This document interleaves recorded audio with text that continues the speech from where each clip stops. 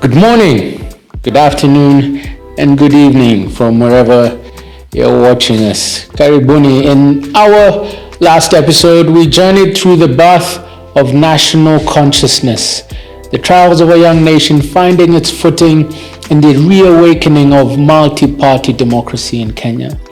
We witnessed the indomitable spirit of resistance and the relentless quest for freedom that have been the backbone of Kenya's history. Today, we're diving even deeper. We're going to explore the intricate and fascinating world of Kenyan politics from the late 90s to present day or thereabouts. We'll unravel the stories behind the coalitions that were formed, the alliances that shifted, and some of the events that reshaped our political landscape. We'll meet some of the key players, understand some of their motivations, and see how their actions have influenced where we are today. Join us as we unravel the complexities of political alliances, the rise and fall of coalitions, and the enduring pursuit of unity and democratic governance in Kenya. Let's set the scene. The late 90s in Kenya were a time of both hope and frustration. We had the Inter-Parties Parliamentary Group, or commonly known as the IPPG, which emerged in 1997. It was a collaborative effort between the ruling party Kanu and the opposition. The goal? To introduce reforms ahead of the general election. They proposed amendments to electoral laws, expanded political freedoms, and attempted to level the playing field in the political landscape. Despite these efforts, the reforms were largely superficial. They didn't dismantle the entrenched authoritarian structures that Kanu had meticulously built over the decades. Executive overreach remained unchecked, the judiciary lacked independence, and electoral malpractices were still rampant. Kanu maintained its grip on power through patronage, manipulation of ethnic divisions, and suppression of dissent. So what was the alternative? Amidst the oppressive climate, a new strategy began to take shape among the opposition leaders: the formation of political coalitions. Recognizing that unity was essential to challenge Kanu's long-standing dominance, opposition parties started exploring alliances that could consolidate their support and amplify their impact. The collective view now was that the fragmentation of the opposition had historically been Kanu's strongest advantage. By uniting, the opposition parties could overcome the divide and rule tactics that had kept them marginalized. Now, here's where things get really interesting. In 2001, something happened that left many Kenyans scratching their heads, gobsmacked. Raila Odinga, Baba, a fierce critic of Kanu who had been detained by this regime, announced that his party, National Development Party, NDP, would merge with Kanu. Jogo ilimeza tinga. The merger was formalized at a grand event at Kasarani Stadium, where President Moi and Raila Odinga stood side by side. It was a sight that shocked both supporters and critics alike. So, why did Raila make this move? Raila's decision may have been driven by various strategic considerations. Some say he had grown frustrated with the lack of meaningful commitment from other key opposition players. But after years in opposition, other people saw it as a recognition that effecting change from outside the corridors of power was increasingly and apparently challenging. By joining forces with Kanu, Raila aimed to influence the government's direction from within, particularly in pushing for constitutional reforms. Moreover, Raila saw an opportunity to position himself as a potential successor to President Moi, whose term was nearing its end. The merger provided a platform to increase his national profile and gain access to Kanu's extensive political machinery. But not everyone was thrilled. The merger sent shockwaves throughout the political landscape. Many viewed Kanu as the embodiment of authoritarian rule and corruption. And remember, they had detained him for over a decade. Raila, a long-time critic of Kanu, was accused by some of betraying the opposition's cause. Critics questioned whether the alliance was a genuine attempt at reform or a calculated move for personal advancement. Hey, who says they have to be mutually exclusive? But this unexpected alliance blurred the lines, creating confusion among supporters and altering the political landscape. Almost similar, some would say, to the handshake, and others would say it's similar to the effects of the 2024 broad-based government. The merger significantly altered Kanu's internal dynamics. Raila and his NDP allies were integrated into Kanu's hierarchy, with Raila being appointed as the Secretary General. This appointment disrupted the existing power structures within Kanu, causing unease among long-standing members, life members, who feared the loss of influence. Key Kanu figures such as Vice President George Saitoti, who went on to say, "There come a time when a nation is more important than an individual." Gentlemen like Kalonzo Musyoka, Musalia Mudavadi, Joseph Kamotho, who had also been Secretary General, decided it was time to bolt, to walk out of the grand old party, chama ya mama na baba. They saw Raila's rising prominence as a threat to their positions. Tension simmered as the party grappled with accommodating the new entrants while maintaining cohesion. Little did they know, this was just the beginning of a political roller coaster. Let's fast forward to 2002. Things are getting hotter. As President Moi's final term approached, the question on everyone's mind was who would succeed him. In a move that surprised many, Moi endorsed the young Uhuru Kenyatta as his preferred successor. This decision did not sit well with many senior Kanu members who had their own presidential ambitions. Feeling betrayed and sidelined, political heavyweights like Raila Odinga, who was the Secretary General at Kanu at the time and had folded his NDP too long before, and George Saitoti, Kalonzo Musyoka, Fred Gumo, Joseph Kamotho, a long-time Secretary General, Mudi Awori, and others orchestrated a dramatic walkout from Kanu during the National Delegates Conference in Kasarani. A mass exodus of some of the most influential figures in Kenyan politics. Some heavyweights nonetheless rallied behind Moi's succession plan, hoping to retain the power under Uhuru's leadership.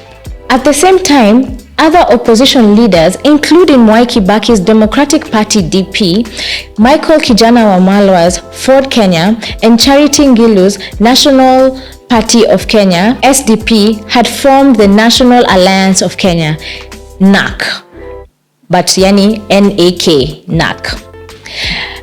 Recognizing the need for a broader coalition, those who had walked out of Kanu and NAC began negotiations to unite efforts and thus formed the National Rainbow Coalition, NAC, N-A-R-C. This was a pivotal moment. The discussions to form a united front were marked by intense bargaining, power-sharing deals, and strategic planning. But they all agreed that unseating Kanu required a united opposition. To seal the deal, they signed a memorandum of understanding, or what we commonly know as a power-sharing agreement, outlining the creation of a prime minister position to be occupied by Raila Odinga, comprehensive constitutional reforms to decentralize executive power and promote inclusivity, power-sharing agreements, equitable distribution of key government positions among coalition partners. With that, the National Rainbow Coalition, NARC, was born, uniting diverse political entities towards a common goal, ending Kanu's decade-long rule. Kenyans, tired of corruption, economic stagnation, and authoritarian rule, rallied behind Narc's promise of change. The coalition's rallying cry was Yote Yawezekana bila Moi. Everything is possible without Moi. Amidst this political tremors, another significant figure was making his move. Simeon Nyachai believed both his distinguished career as a civil servant and politician set him apart, and he should have been the one to carry the flag. Son of Senior Chief Musa Nyandusi, Nyachai had had an illustrious career in the civil service, serving as district commissioner, provincial commissioner, and ultimately as the chief secretary and head of the civil service under President Moi for a very long period. In the 1990s, he transitioned into politics, joining Kanu and later serving as a cabinet minister. His reputation for efficiency and discipline earned him respect across the political spectrum, so he genuinely believed he fit the bill. The choice of Mwai Kibaki left him feeling marginalized in the unfolding political realignments. Dissatisfied with both Kanu and the emerging opposition coalitions, Nyachai formed the Forum for the Restoration of Democracy - People, Ford People. December 2002, the moment was upon us. Millions cast their vote and the results were clear. Narc had won a landslide victory. Mwai Emilio Kibaki had become the third president of this great republic. Simeon Nyachai, his votes were modest at best. Why is he critical in this story? It highlights the fact that in multi-party Kenya, the complexities of the political landscape included regional interest and personal ambition, and it played a role. Ultimately, however, at this moment in time, for the first time since independence, power had changed hands peacefully through a democratic process. The fall of Kanu marked not just the end of an era, but a significant shift in political consciousness for the nation. The success of Narc demonstrated the power of coalition politics in uniting disparate groups toward a common objective. It was a moment filled with hope and the anticipation of a new dawn. But things didn't quite live up to the hope of many Kenyans. Behind the scenes, all was not well within Narc. And this is where the MOU controversy, gentleman's handshake, started coming to light. The MOU that had been signed before the elections had promised to create a prime minister position for Raila Odinga, a new constitution within 100 days, amongst other key reforms. It didn't happen, at least not right away. Once in office, President Kibaki's administration failed to honor these promises. The position of Prime Minister was not established, and constitutional reforms were delayed well past 100 days. Raila Odinga and his supporters felt betrayed and sidelined. The sense of betrayal led to fractures within the coalition and effectively across government. Power struggles among key figures and competing interests among coalition partners further complicated the situation. Managing the expectations and interests of various parties required a delicate balancing act, a challenge that Narc struggled to meet. Public trust also began to erode as the coalition that had symbolized hope became marred in infighting. The grand experiment of unity seemed to be faltering. The tensions in Narc reached a boiling point over the proposed new constitution in 2005. The draft constitution, known as the Wako draft, was perceived by Odinga's camp as falling short of the promised reforms. It retained strong presidential powers, and it didn't adequately address issues like devolution and checks and balances. The referendum had two factions, and Samuel Kibuti, the head of the Electoral Commission of Kenya, was a referee and had proposed using symbols to make the choice simple for the electorate at the ballot. The banana would represent a yes vote to the proposed constitution, and orange would represent a no vote to the proposed constitution. The orange symbol would later resonate with many Kenyans who felt the draft didn't address critical issues, but who were still dissatisfied with the government and disappointed in the Narc promise not being realized. On November 21st, 2005, Kenyans went to the polls. The draft constitution was resoundingly rejected. The rejection was such a significant blow to Kibaki's administration, and it highlighted a deep division within Narc. The success of the Orange Movement laid the groundwork for the formation of the Orange Democratic Movement that is now known as Chama Cha ODM. Capitalizing on the momentum from the referendum, Raila and his allies formalized the alliance and creating ODM. ODM positioned itself as a champion to true constitutional reform and government accountability. Leadership rivalries and personal ambition soon led to a further split. In 2007, disagreements over the party's presidential nominee resulted to Kalonzo Musyoka breaking away to form ODM Kenya, which would later years rebranded to what we've come to know as the Wiper Democratic Movement. Both ODM and ODM Kenya went in as contenders in 2007 elections to battle it out with President Kibaki, who sought a re-election under the Party of National Unity, PNU, a coalition formed to consolidate his support. The campaign period was marked with intense rhetoric and mobilization along ethnic lines. Historical grievances over land distribution, economic disparities, and marginalization fueled the tensions. The December 2007 election saw massive voter turnout. Initial results showed Raila Odinga was leading, but delays and irregularities in tallying votes raised suspicion.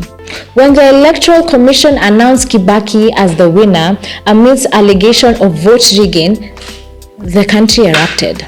What followed was Kenya's darkest chapter. Protests escalated into ethnic violence. Over 1,000 people lost their lives, and more than 6,000 people were displaced.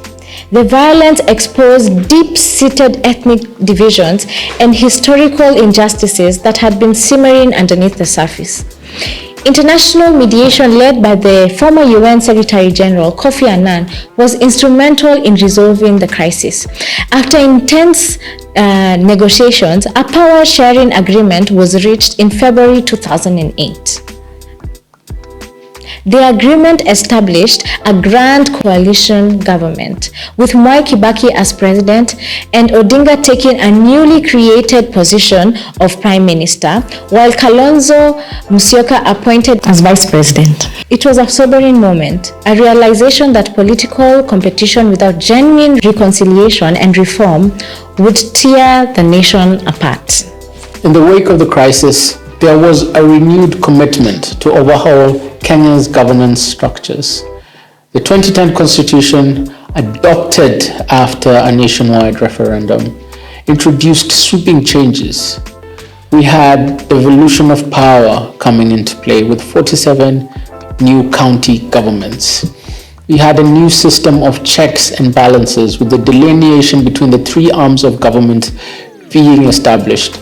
It can even be argued there was an additional arm of government introduced in the name of independent constitutional commissions, a vibrant new chapter on the Bill of Rights, and it limited presidential powers, which was a major source of consternation, pushing aside or at least limiting the vested powers in the former imperial presidency, so to speak.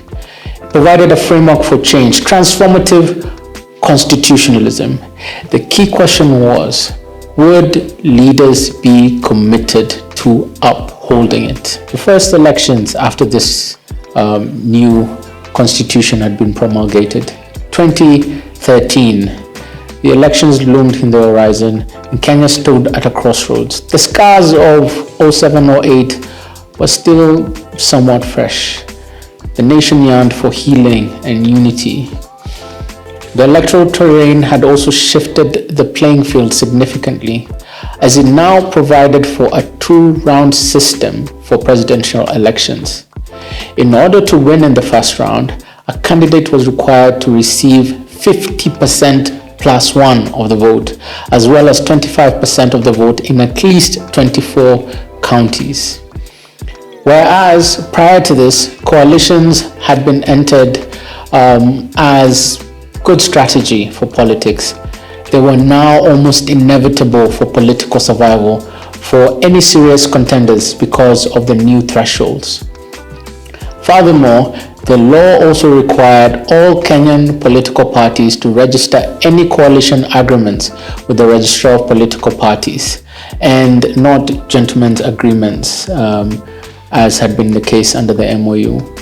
This resulted in several publicized discussions among key political players and their respective parties who aimed to form pre-election coalitions prior to the December 2012 deadline. Several coalitions were formed, including a Mani coalition that included Musalia Mudavadi's UDF, New Ford Kenya, and Kanu under Gideon Moi. There was the Eagle Alliance that brought together the Kenya National Congress and Party of Development and Reforms, which would later become UDA. At the head of this coalition, Peter Kenneth, as a flag bearer. There was a Pambazuka coalition, which had a National Vision Party and a new party called KADU with a double D that wanted to sound like the original one. It was amidst all this that Uhuru Kenyatta and William Ruto joined forces to form the Jubilee Alliance, bringing together Uhuru Kenyatta's National Alliance and William Ruto's URP, Chama ya Kusema na Kutenda.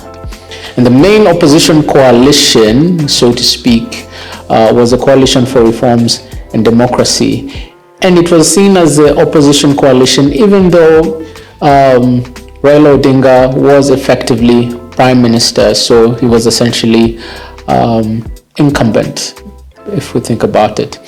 And he joined hands with Wiper and Moses Wetangula's Ford Kenya. The elections were close given the new thresholds, and Kenyans had turned out in large numbers, hopeful for a peaceful transition reminiscent of 2002 and unlike 07 and 08. When the results were announced, Uhuru Kenyatta was declared the winner with just over 50% of the vote. Raila Odinga contested the results, but the Supreme Court upheld Kenyatta's victory. Fast forward to the 2017 elections, and the political climate saw new iterations of the same old formations. The Jubilee Alliance transformed into the Jubilee Party, consolidating its constituent parties plus a few new ones into one single entity. This move was intended to strengthen the party's cohesion and streamline its operations. It was an ambitious project. The opposition regrouped under the National Super Alliance, NASA, once again bringing together Raila Odinga, Kalonzo Musyoka, Moses Wetangula, and this time Musalia Mudavadi. NASA how? When the Independent Electoral and Boundaries Commission, IEBC, announced that Kenyatta had won the presidency, NASA rejected the results, citing massive irregularities and technological failures in the transmission of votes. In a historic ruling, the Supreme Court, under Chief Justice David Maraga, Emeritus, nullified the presidential election, unheard of, not just in Kenya but across continental Africa. And fresh elections were to be held within 60 days. The opposition demanded significant reforms within the IEBC before it would agree to participate in the repeat election. These demands were not met, especially in light of the timelines. But Raila Odinga withdrew from the race, a bold move by any measure, calling for his supporters to boycott the election. And so the rerun in October of 2017 proceeded, but voter turnout plummeted, especially in opposition strongholds. Kenyatta won with a majority, but questions lingered about legitimacy. So it would be surprising much later, almost a year later and a half, in 2018, when President Kenyatta and Raila Odinga stood side by side on the steps of Harambee House, announcing the famous handshake. This unexpected reconciliation aimed to bridge the bitter divide that had plagued the country. The handshake, which was more than a symbolic gesture, marked the beginning of the Building Bridges Initiative, BBI, a collaborative effort to address the gaps that were now apparent in the 2010 Constitution. Deputy President William Ruto found himself increasingly isolated. The handshake had shifted the political dynamics, and Ruto perceived it as a threat to his presidential ambitions in 2022. Ruto took the position that BBI was a ploy to alter the constitution in a way that would disadvantage him. He felt that the initiative was more about reconfiguring power structures than addressing the needs of the ordinary Kenyan. Publicly, the rift between Kenyatta and Ruto widened. Kenyatta criticized leaders focused on early campaigns instead of delivering their mandates, while Ruto in turn ramped up his national tours, promoting his core message of his Hustler Nation. Ruto positioned himself as a champion of the Hustler Nation, a movement representing the challenges of ordinary Kenyans hustling to make ends meet. He contrasted this with the dynasties, referring to families like the Kenyattas and the Odingas who had dominated the Kenyan politics since the birth of the nation. The bottom-up economic narrative struck a chord with many Kenyans facing economic hardships. The wheelbarrow became a powerful symbol in Ruto's campaigns, representing the tool of trade many in the informal sector use. As tensions within Jubilee escalated, Ruto and his allies sought a new political home. In 2020, they rebranded the little-known Party for Development and Reform as the United Democratic Alliance, UDA, adopting the wheelbarrow as a symbol. UDA became a vehicle for Ruto's presidential bid. The party attracted a significant number of Jubilee legislators who felt sidelined by the party's leadership. Before embracing UDA, Ruto's faction established Jubilee Asili, meaning original Jubilee. This was seen as an attempt to reclaim the party's founding ideals. However, it became clear that staying within Jubilee was untenable, promoting the shift to UDA. The handshake was finding political formation as Raila Odinga, bolstered by his newly-found alliance with Uhuru Kenyatta, launched Azimio la Umoja, Declaration of Unity. Azimio la Umoja was reminiscent of the title of Jaramogi Oginga Odinga's manifesto for the Kenya People's Union, KPU, Azimio la Wananchi. This grand coalition aimed to unify various parties and present a formidable front. The lead up to the 2022 elections were no doubt intense. UDA capitalized on the message of empowering the Hasara, which was meant to resonate with the youth and those feeling left behind by the economy, especially after the pandemic. Azimio la Umoja, on the other hand, campaigned on unity, continuity of development projects, and the promise of addressing historical injustices. They emphasized that their ranks were led by the heroes of the Second Liberation that had ousted Kanu and fought for constitutional reforms and civil liberties. They offered a promise of stable leadership. On August 9th, 2022, Kenyans went to the polls, and after days of anxious waiting, IBC chairman declared William Ruto the winner with just over 50% of the vote, narrowly avoiding a runoff. Azimio la Umoja swiftly rejected the results. A petition was once again filed at the Supreme Court. The nation held its breath as the court proceedings unfolded. In an unprecedented, numerically unanimous decision on all key issues, the Supreme Court surprisingly upheld Ruto's victory and stated that the evidence presented was insufficient to nullify the election.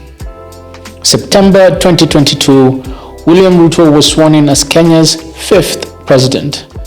For better or worse, the traditional power structures had shifted significantly. On reflection, the period from 2013 to 2022, a decade or so, was marked by seismic shifts in Kenyan politics. Alliances were formed and broken, narratives were crafted to capture the hearts of the populace, and the electorate demonstrated a growing appetite for change. The handshake between Kenyatta and Odinga showed that even the deepest rivalries could be set aside for the nation's interest, or some critics argue, for political expediency. Looking back, the cyclic nature of coalition and splits has profoundly shaped Kenya's political journey. On one hand, coalitions have been instrumental in challenging dominant parties and promoting inclusivity. They have provided platforms for collaborations and have been critical in moments of transition. On the other hand, frequent splits and realignment have sometimes hindered progress. Personal ambitions and ethnic loyalties have often overshadowed national interests, leading to instability and public apathy. The resilience of the Kenyan people lies in their ability to adapt, continually seeking ways to hold their leaders accountable. Learning from the past is essential. The historical patterns of alliances and divisions offer valuable lessons. Embracing a political culture that prioritizes national unity, economic development, and social justice is paramount. Ultimately, the resilience of the Kenyan people and the enduring quest for a more equitable society remains a cornerstone of the nation's progress. Kenyan political evolution since the late 90s has been a tumultuous yet enlightening journey. The interplay of coalitions, splits, and realignments reflects a vibrant political environment where dialogue, negotiation, and adaptability are essential. And so, ladies and gentlemen, as we come to the end of this second episode, we can only hope that we have somewhat tamed an understanding of this political animal called a party in Kenyan politics. We began in the last episode by looking at early formations of political parties at the dawn of independence, what moved the founders of those parties, the interests that they were advancing, and what they hoped to achieve. We have looked at the era where Kenya was a single party state under Section 2A of the Independence Constitution. We have looked at the upheaval of that section of the Constitution and the multi-party era at the dawn of the 90s. We have looked briefly at the IPPG and what the Inter-Parties Parliamentary Group hoped to achieve, the kind of reforms they wanted to put in place, desirous of unseating this party that had been in power since independence and that many people were very dissatisfied with. And in this episode, we have explored how coalitions started rearing their head as Kenyans realized that in order to fell this giant, efforts needed to be combined. We have looked at what this new era of coalitions looked like in the elections leading up to just before the new constitution, and how that has looked like just after the 2010 constitution. Do join us in the next episode as we now step back from focusing on a historical journey to now trying to unpack the laws, the constitutional principles, the ideas, the concepts surrounding political parties in this political ecosystem, and what it might just mean for the very near future of our politics. So join us. Don't forget to subscribe, because this is when you'll get the notifications when the new episode is up, and like and follow us on all our social media platforms.